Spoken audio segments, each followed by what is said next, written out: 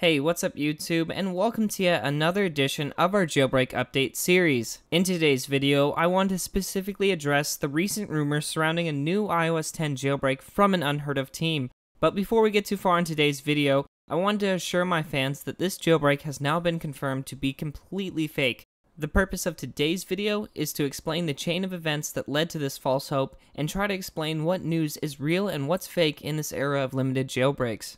As many of us know, we have seen jailbreak demos from the Keen Lab team as well as the Pangu team for firmware such as iOS 10.3.1, 10.3.2, and even iOS 11 Beta 2, but none of these jailbreaks have been released to the public. The current jailbreak for iOS 10 is the Yalu jailbreak for 10.2 that supports all 64-bit devices aside from the iPhone 7 and 7 Plus. There's also a jailbreak for iOS 10.1.1 that works specifically for the iPhone 7 and a few other 64-bit devices, but aside from those, there's no other jailbreak for iOS 10. The latest jailbreak released this year was actually for iOS 9.3.5, being the Phoenix jailbreak, but that is only for 32-bit devices. Pangu's iOS 9.3.3 jailbreak is still, in my opinion, the most stable jailbreak out of all the ones that we've talked about, and also supports 64-bit devices running iOS 9. And so that is it, guys. Contrary to what you may find when googling iOS 10.3.3 jailbreak, there is no other confirmed jailbreak as of recording this video today. Now, onto the events that have transpired within the last week. As to my understanding, it started out when a new jailbreak team that no one has ever heard of before started to tweet out that they were going to be releasing a new iOS 10 jailbreak in the near future. But that is not uncommon. We see this all the time, that new jailbreak teams supposedly say they're going to be releasing a jailbreak, or different iOS developers say that they have the jailbreak ready and are going to be releasing it soon just for attention.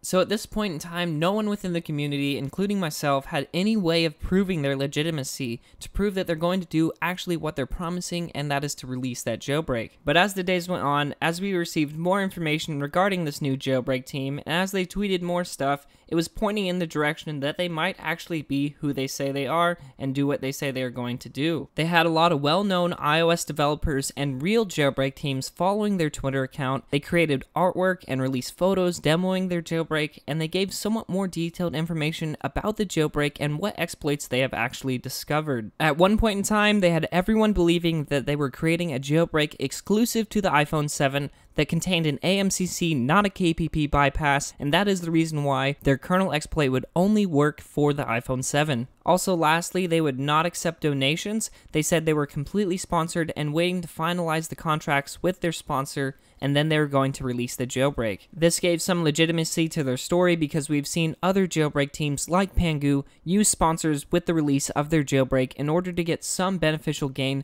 by releasing their jailbreak to the public. So these were some of the reasons why I feel there was so much hype behind this jailbreak, and that a lot of people fell for the illusion that it might be real. But with all those facts leading us to believe they were on the right track, there were also many holes in their story. They initially messed up on the release date, saying the jailbreak was going to come out on September 31st, which is a date that does not exist in September.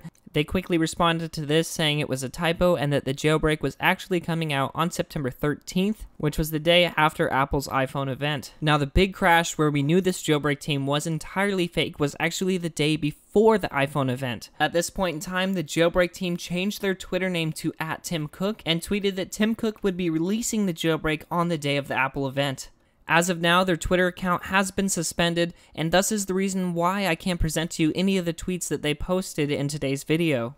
But that is the summed up version of the story, guys. Unfortunately, we did not receive a new jailbreak for iOS 10 this past week. In this case, we just had to wait and see if the jailbreak team was going to be legitimate or not, and in this case, like many, they unfortunately were not, and were just doing this to get attention. That is why I've completely omitted their name from today's video. I just wanted to give my fans an update on what was going on and to let them know that this jailbreak unfortunately was completely fake. Anyway, that is the story, guys, and I think that pretty much wraps up today's video.